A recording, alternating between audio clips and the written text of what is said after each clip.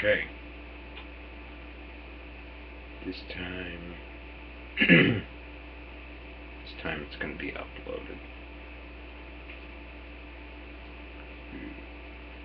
If this is actually uploaded, I don't understand. I wanted to say some things about a lot of things every day. Everybody wants to say things about things, I imagine. But just now, I thought about making videos versus commenting on videos,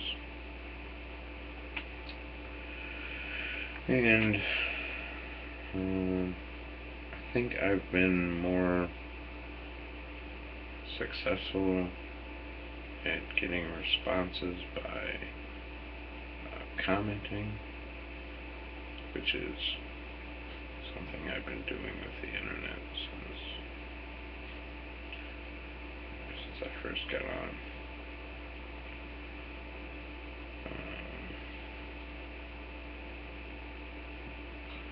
Video was kind of something that was really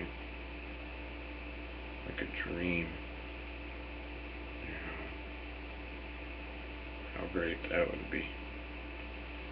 I do also want to mention that it's now 1:22 a.m. I woke up at about 8:30 p.m. and when I woke up, I wasn't actually sure if it was AM or PM until about 10, at which point I thought that I would go out, and then I noticed there wasn't any light outside. Sunlight.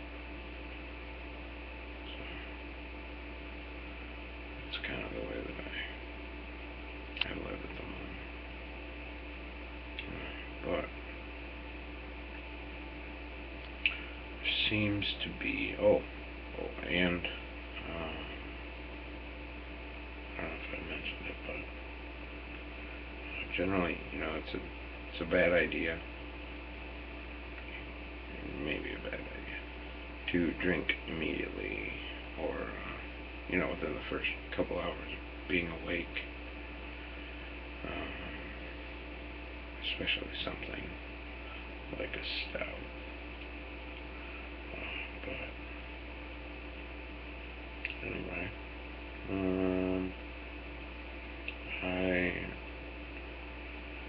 I get strange cravings at strange hours, and I just like to try to live differently than other people sometimes. So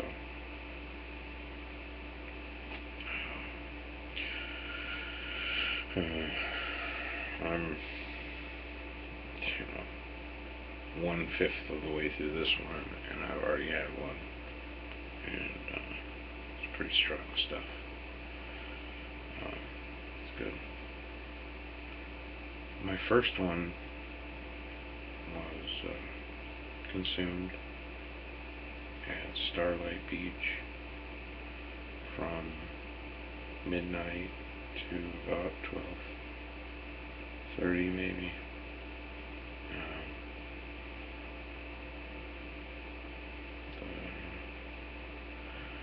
There's a beach here that I like to go to at night, a spot in particular that I like to go and just watch and planets and stars and things rise in the east over over North Point, which might seem kind of odd, but anyway, yeah. Never thought about that. Yeah, I like to watch, and you know, I got to watch the last of Orion rise. I was going to wait to see Sirius come up, but it was a little cold, and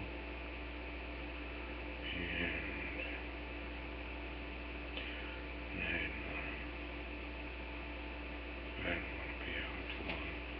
In fact, I'm going to test something out. I'm going to try to open Stellarium while this is running and see what happens. It might cause glitches in the recording. But hey, you know, this is the first time for everything. Well, I'm looking.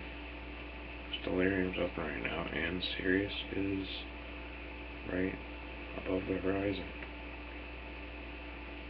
which is pretty cool. So, it would have been a while, given where it would have rose. I would have seen it almost immediately over Lake Huron.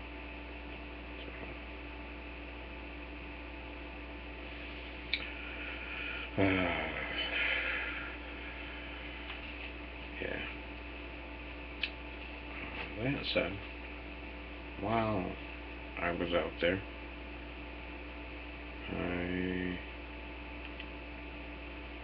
rewinding Stellarium right now just to see when it would come up. Looks like about 1:16, so it would have been about 10 minutes ago. So I just missed it. It'll still be really fuzzy though. I mean, even as cold as it is, there's still there's still sort of an effect, you know, the atmospheric effect over the water.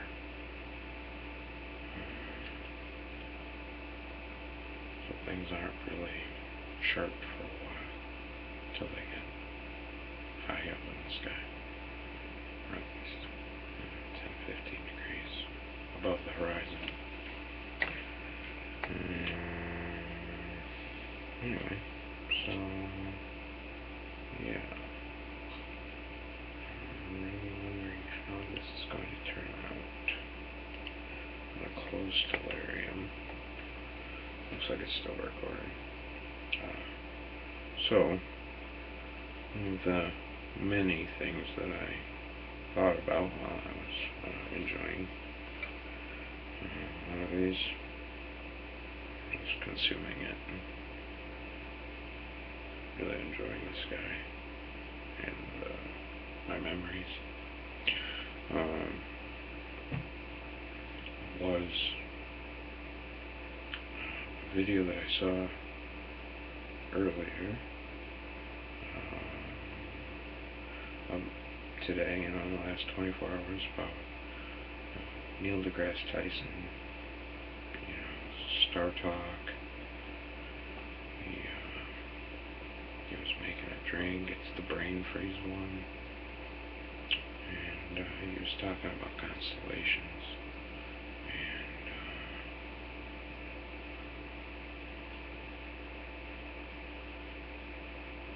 and my impulse was to think two things. One, the association of Neil deGrasse Tyson and alcohol is not one that I am happy with. I know, you know, different people, different times in their lives, alcohol, you know, but I mean, this is on video, you know, so guess to sum it up, the way that the thought was that, this is just a sign that he's going downhill. He's, going out. I guess, when I was a kid, and, clear-headed, I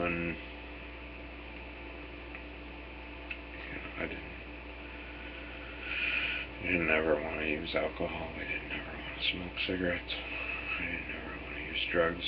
I thought, I was told all of those things were bad. And a little bit of that has stuck, though I do feel that people, when they so choose, should be capable of doing what they want with their body when they want to. Anyway, that's another thing, and I've mentioned it before. But I was specifically looking up at the constellations, and I was thinking how Neil, I tried to make it a thing for me to memorize as many things about the night sky that I can share with people, just based on what we can see, and in particular here under these skies, in this area, in this part of the globe, and in the seasons that we have. And I guess one of the more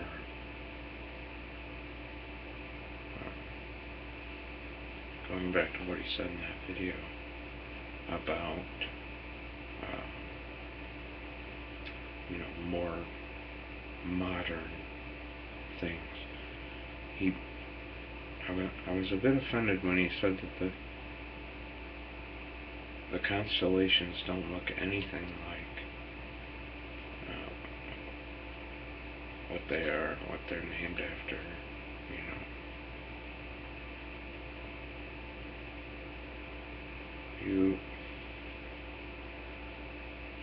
There's a real association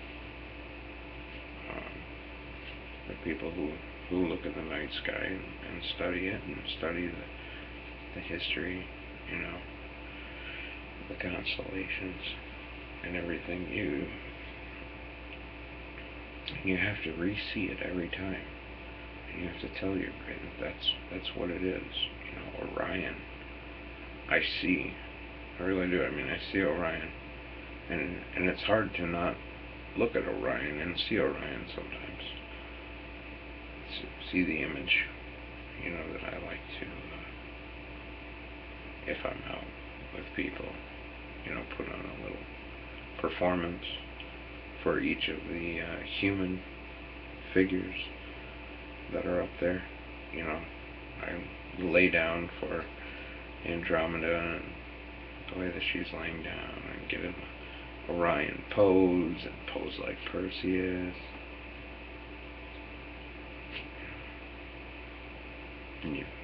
And do the things for the other constellations as well. Try to show people how the poses that the animals and objects are in, in the hopes that they see it too. And that's part of teaching people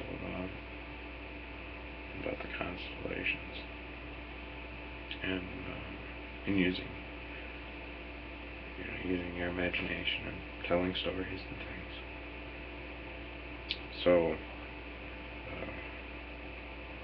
part of me, like the 88 constellations, I know the ones in the south, as far as the west goes, as far as Europeans, Greeks, Western culture,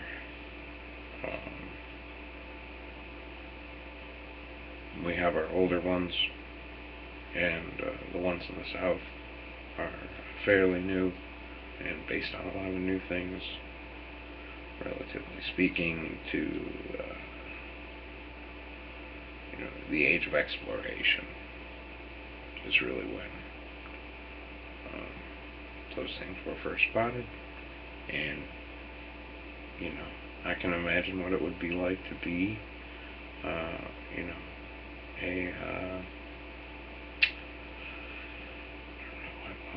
that's called the calligrapher, the recorder, the guy that uses the astrolabe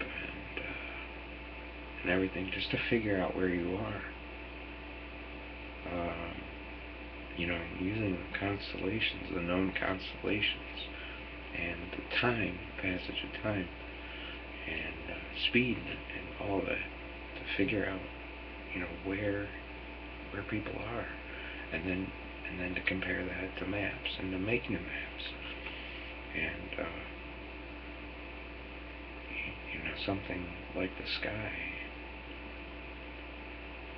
A person who lived their entire life in Europe, say, and didn't have access to the southern sky,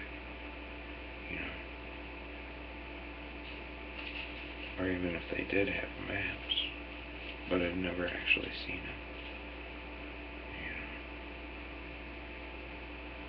that would be a very amazing thing. And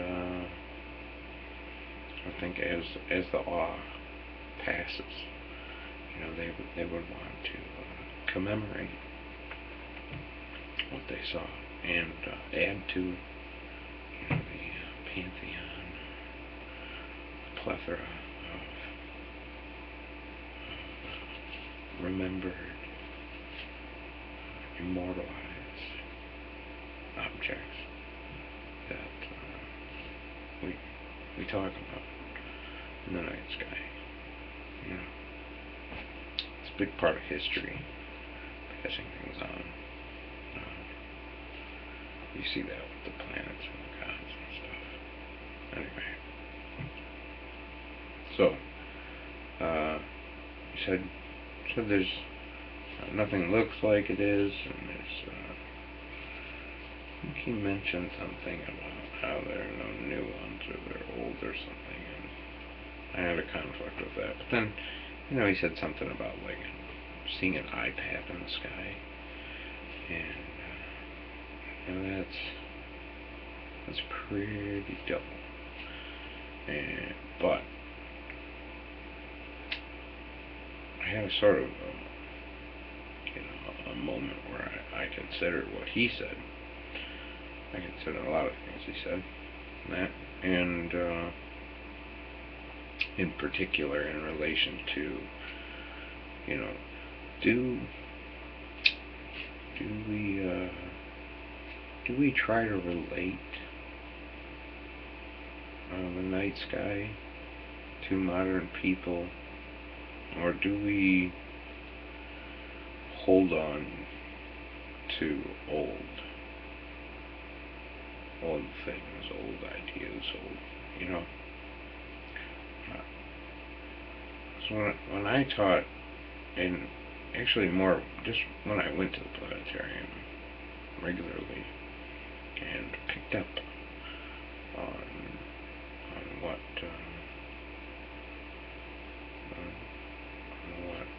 Tom was, he ran the planetarium, Goujon, and there was a Tom Reynolds too. I like Tom Reynolds, he's a good guy, and I like Tom Goujon. They're both good men, but so different. Anyway, Tom Goujon.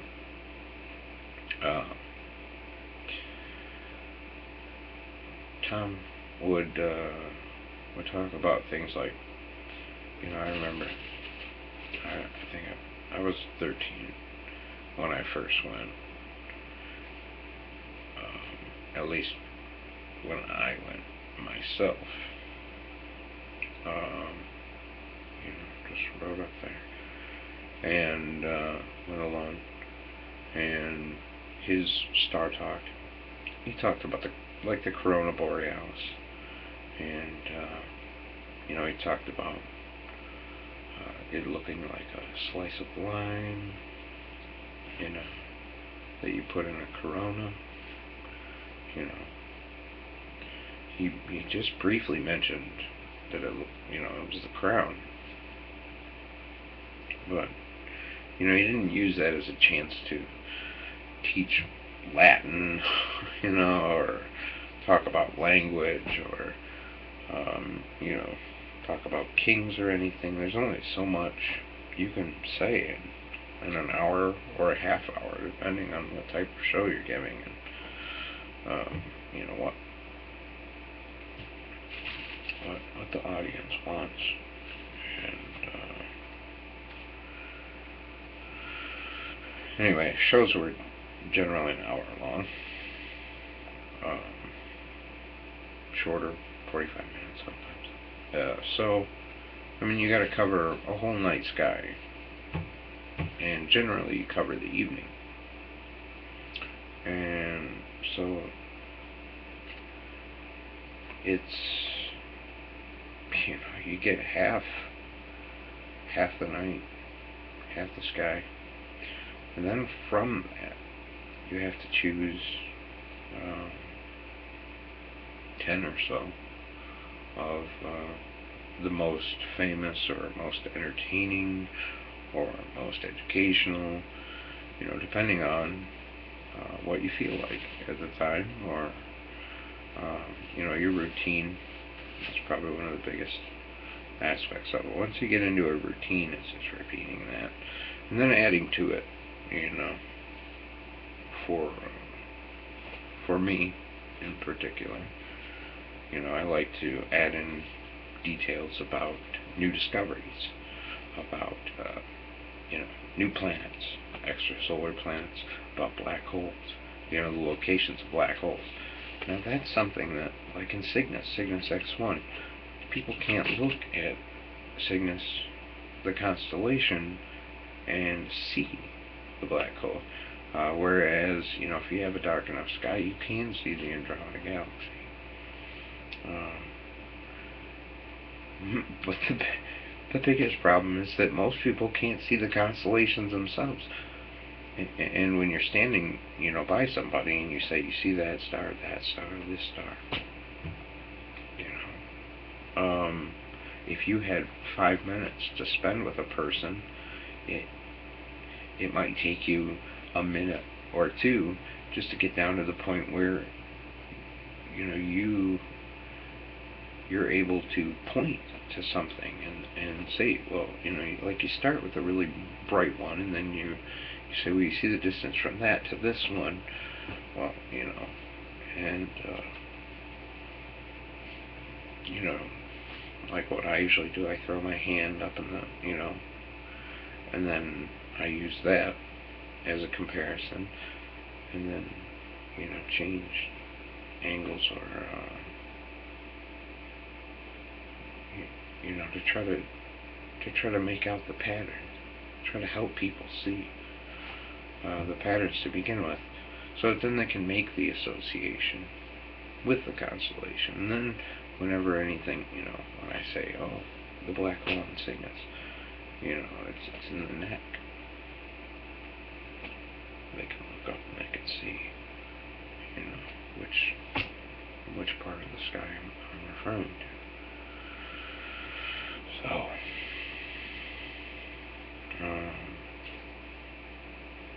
it makes me wonder about what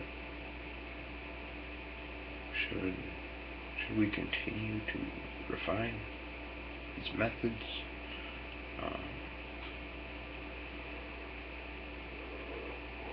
These things, or commemorate them? Will they be relevant? Over time, things will change. Given enough time, constellation will look so much different. And, so, as the stars drift around, you know, I'm thinking right now of the boundaries that are established by the Astronomical Society. There's a more specific name for them, but you know, certain stars that are on one side of the boundary are going to wind up on the other, and then their names will, you know, I guess, you know, like say we have a star named Beta Hydri. You know, I don't know which one is the second brightest star in Hydra, but you know, now say that drifts over to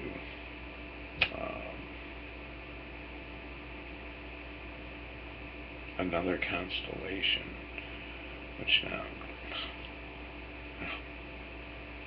I don't blame Neil for not knowing more. But I want to make a good case, you know, a good example. I mean, one example, a good example, is Andromeda and Pegasus. Okay, when Pegasus is high up in the sky, the great square Pegasus, you know, and you have the star, you're looking up ahead of the star on the left. That is shared with the constellation of Andromeda.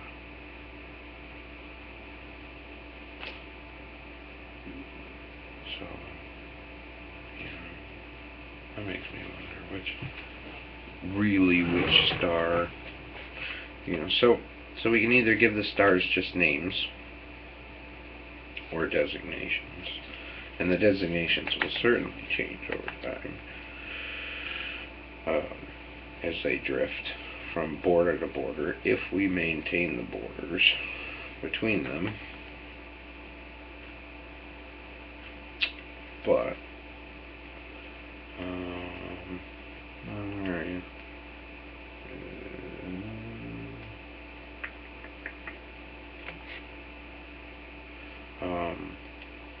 The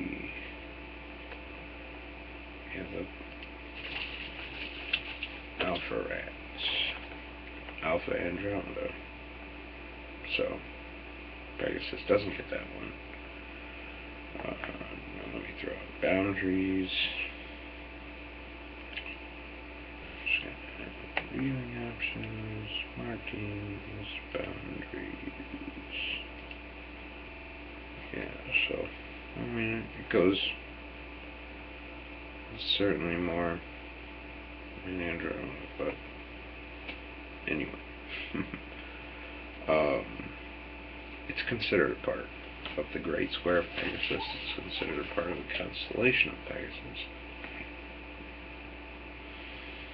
So, or as Tom liked to call it, let's see, that would be first base. As Tom liked to call that celestial baseball diamond. You know, let's see, what's the red one there? It's sheet. Oh, that's great. Yeah, sheet would be home plate. Alpharets would be first base.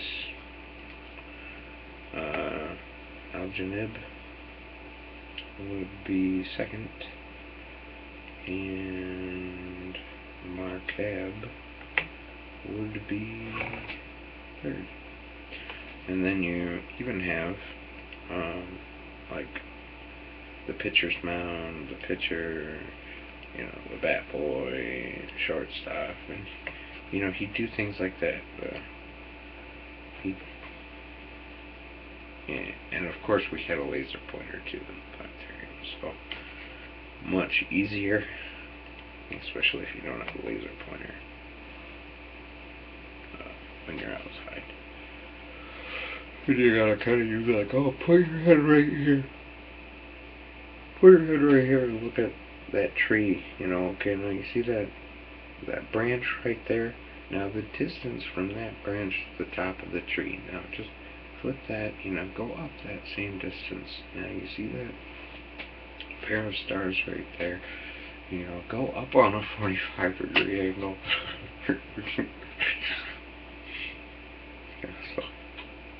So a lot of time can be spent. And people get familiar. So long as they are educated in these things, they would get familiar with them. And I would hope and only imagine that astronomy is going to become more and more a part of civilization.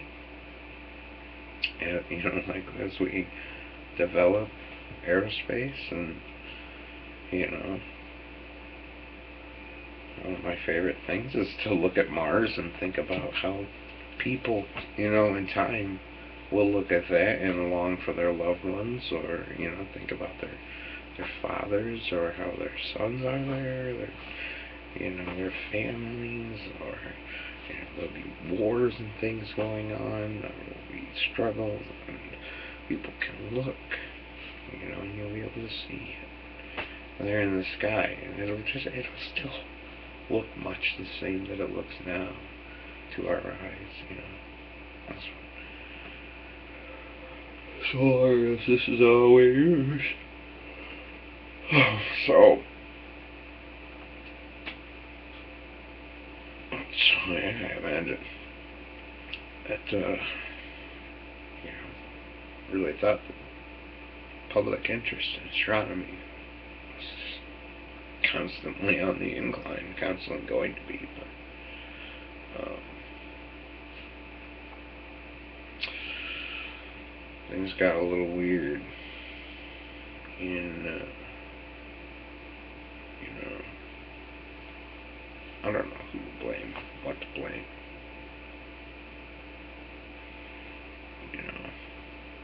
Star Wars, maybe. Both Star Wars, Lucas, and the fictional Star Wars that satiated people, and the not fictional Star Wars that scared people. Sort of, yeah, I imagine.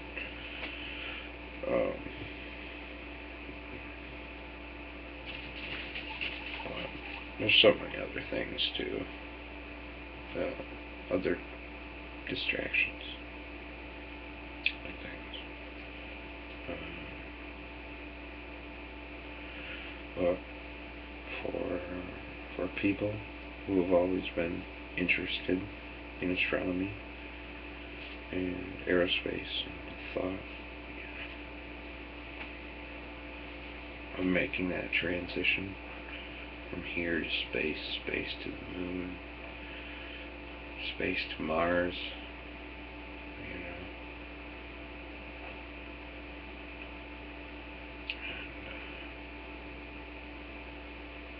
and actually being there.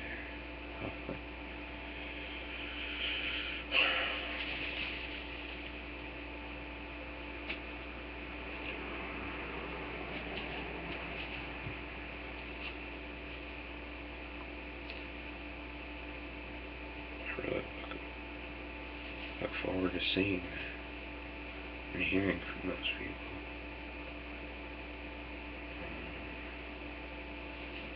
The ones who make it. As long as things continue to work for me.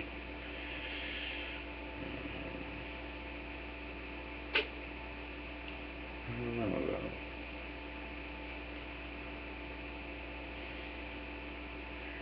We'll see. People are still going into space though. You can still watch people interacting on the ISS.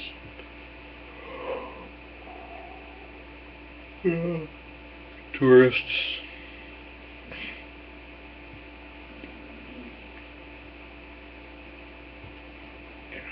Taking space planes up. But it's not quite, it's not the same.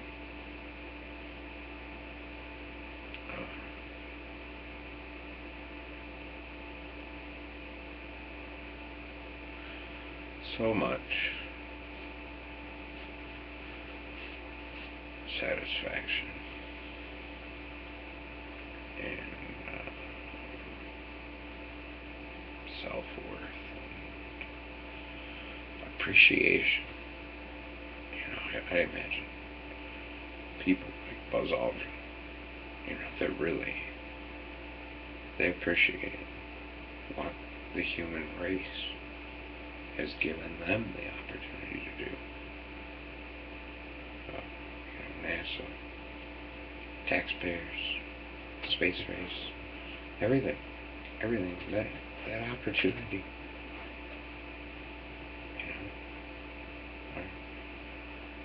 I imagine you're able. He was happy too. He always seemed happy.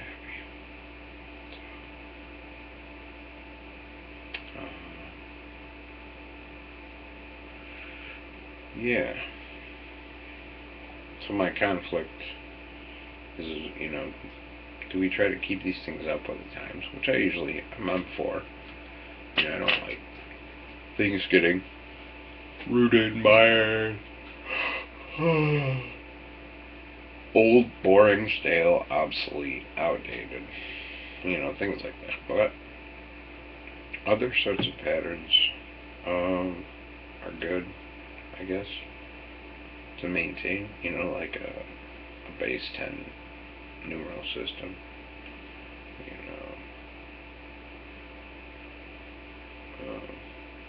clocks, hours, the calendar. Yeah. A lot of these things could be updated, and they'd work more effectively if we went with new systems. But for now, and in the immediate future, the immediate being, the lifetime of a person who is halfway through their life already, who's generally elected into positions where things will change. They have what, 30, 40, 50 tops years to see the effects of things. I imagine most of them think about long term, but the immediate future and the struggle to convert, like all the gas pumps from gallons to liters, and roadsides to kilometers and speedometers.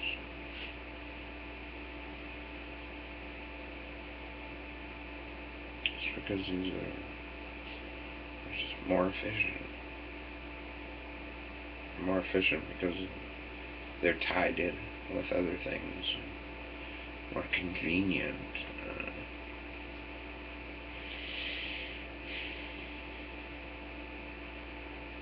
So that's what I spent a good majority of that time at the beach tonight, thinking about, looking up at the sky, constellations, the stars, and wondering,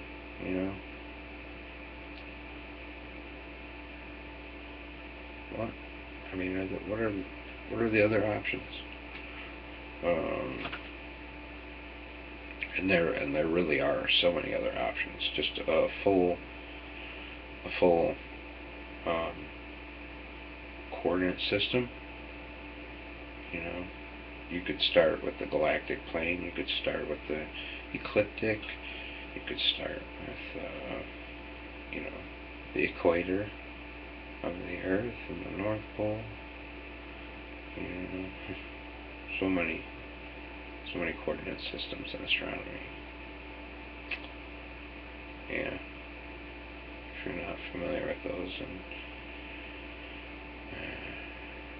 you want to be, a lot of fun. It's a fun part, but it's not like right ascension and declination are probably the most common and easiest convenient. So, a lot of automated telescopes, user, home user, $500, $5,000 telescopes, they'll use things like that. So that's about all you really got to be familiar with. But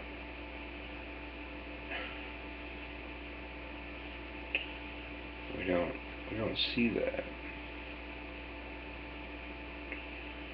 So Orion won't always be Orion, the Big Dipper. Won't always be the Big Dipper.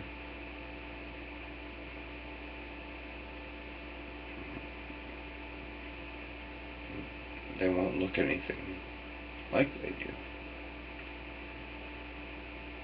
So then, what happens? Just gets forgotten, I suppose. Just like so many other things, it's just stop being used. Or the names will continue to be used, but they won't make any sense. And kids will grow up, people will be born, conscious entities will come into existence and attempt to make sense of these things, only to be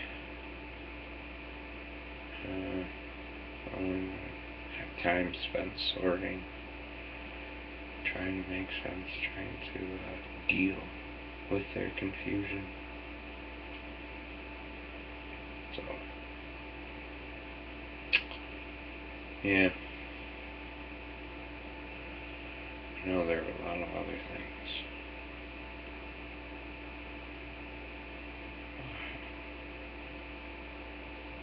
That was one. And it felt good just to talk. So, whether somebody watches this, it's at 42 minutes now.